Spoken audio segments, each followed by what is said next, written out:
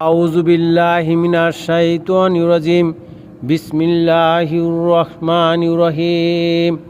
আল্লাহ পাক রব্বুল আলামিন মুসা নবীর অনুসারীদের উল্লেখ করিয়া কুরআনুল কারীমে ইরশাদ করেন, ওয়াইযা কুলনা দুখুলু হাযিহিল কারিয়াতা ফাকুলু মিনহা হাইসু শিতুম فَقُولُوا مِنْهَا حَيْثُ شِئْتُمْ رَغَدًا وَادْخُلُوا الْبَابَ سُجَّدًا